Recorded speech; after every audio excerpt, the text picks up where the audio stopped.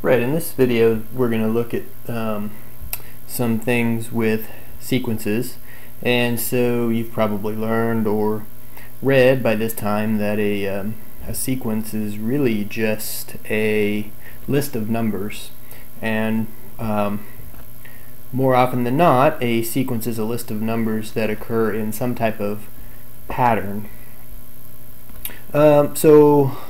And that's really all there is to sequences, just a list of numbers, and the numbers usually are listed with some type of regularity, some type of pattern.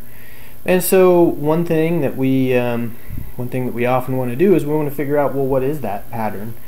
And so in this first example, we're given a sequence that's defined recursively, right? So the nth value of the sequence is given in terms of the n-1th value of the sequence, and of course the very first term in the sequence is given.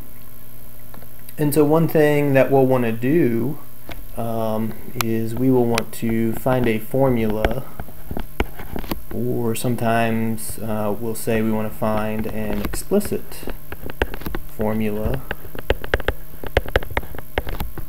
for the sequence. And what that means is we want to find a formula. Let's see, we want to find the nth term of the sequence in terms of n. Okay, so we'll get a little bit of practice at listing the terms of a sequence here, because I think that's probably a good way to start. We're going to list the terms, and we're going to see if we can figure out the pattern. Right, so the first term in the sequence is given as 5.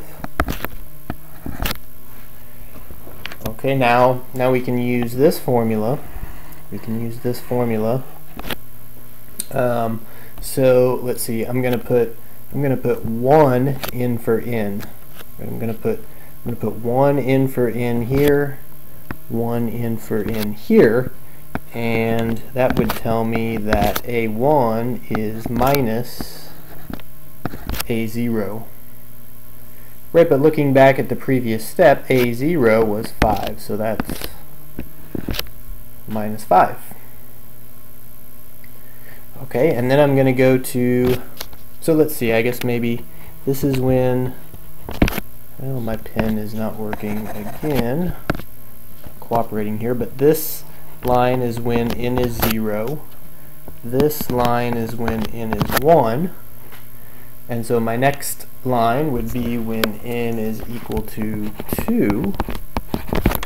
Right, so I come in, I put 2 in for n here and here. That's going to tell me that a subscript 2 is equivalent to minus a subscript 1. And looking back at the last line, a subscript 1 was minus 5, so I've got minus 5 or 5. After you list a few terms, you may start to see a pattern. And of course, the more you list, the more of a pattern you should see. Let's do this at least one more time. When n is 3, a subscript 3 equal to negative a2. Looking back at the previous line, a2 was 5, so that's minus 5. And so if we feel like we're going in circles, that is actually what's happening.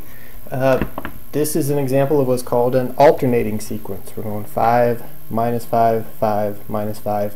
And so we could guess, we could list it out again, but the next term is going to be 5, and then the following term is going to be minus 5, so on and so forth. So how can we express, right? We want to express a sub n equivalent to something over here in terms of n. Well, in this case, it's probably going to be so simple that we don't want to make it too hard. There's always a 5 showing up. It's got to be something with a 5, and then we have to come up with some way so that when n is 0 we have a positive 5, n is 1 we have a negative 5, n is 2 we have a positive 5, n is 3 we have a negative 5. And so one thing we can try is, we know we're going to have negative 1 in here somewhere. You can just try, I kind of had to squeeze that in there. I'm going to try just negative 1 to the n. Negative 1 to the n. Right, and let's just test and see if that works. When n is 0, I'm going to put 0 in for n. That's negative 1 to the 0 times 5 to the 0 times 5. Anything to the 0 is 1, so that's just 5. That works with this first value. Let's try when a is 1. That's going to be negative 1 to the 1 times 5. And negative 1 to the 1 is negative 1, so that's negative 5. So that works. And we can see that when n is 2, I would have negative 1 squared, which makes that a positive 1 times 5. When n is 3, this would be negative 1 cubed, which would give me a negative 1 times 5. So it looks like that's going to work. So when you have an alternating sequence, you kind of just get used to this trick. Right now, depending on which term's positive, which term's negative, you may have to make the exponent n plus 1 or something like that to get it to work out. But with alternating sequences, you do a few of those and you see, well, it's got to be negative 1 to some power times whatever number we have showing up in our sequence. So there's an example of finding an explicit formula. Let's look at another one of those. So here's another recursively defined sequence, and so we're going to do the same thing. We're going to try to find a formula in terms of n. And so let's list the first few terms. Got a subscript 0. A1, it's going to be defined in terms of a subscript 0.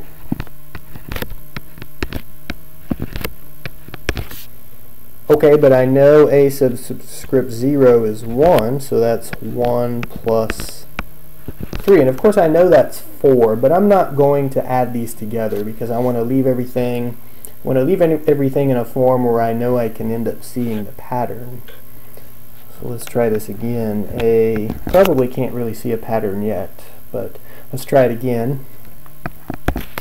Right, if n is 2, then n minus 1 is 1. So a2 is a1 plus 3, but from the previous line, all this stuff is a1.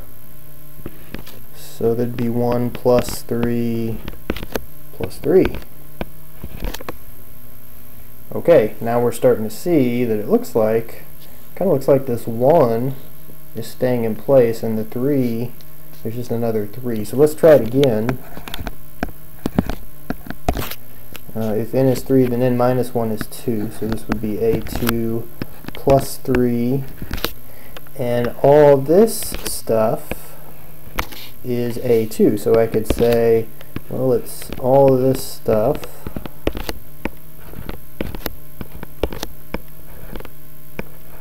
plus 3 again. Okay, and maybe we need to list even another term to help us see a little better, but it looks like we can maybe find a pattern here. The one is there in every one of these.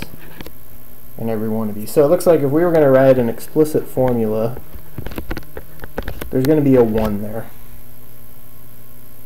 Okay, now there is no 3 in this first term. There's 1, 3 when my subscript is 1, 2 3s when my subscript is 2, 3 3s when my subscript is 3. So it looks like the number of 3s that show up match exactly the subscript. So in other words, This came from 3 multiplied by the subscript. These two came from 3 multiplied by the subscript. There's 2 of them.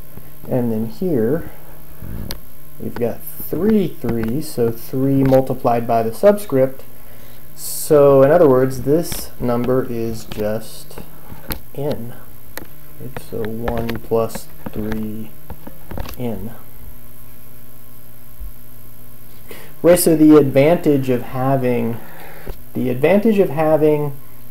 explicit formula, right? Why do we want this explicit formula? If we look back at the way we have the sequence defined here, suppose somebody came along and said, well, what is a subscript 100? If you've got the recursively defined form, I'm going to have to go through and list all of these out. I'm going to have to go through and list all these out until I get down to subscript 100. Whereas if I can just find the pattern, I can find the pattern right here, all I've got to do is go to my explicit formula and plug in 100, and then I would know that the 100th term is, I guess actually that'd be the 101st term, but a subscript 100 is equivalent to 301. That's a whole lot easier than having to count out 100 times. And so that's why we might want to think about an explicit formula if we're given a recursively defined equation. Right, so there's a couple of examples with sequences, and I've got another example that's a little bit different, so let's cut off this video and I'll pick up this third example in the next video.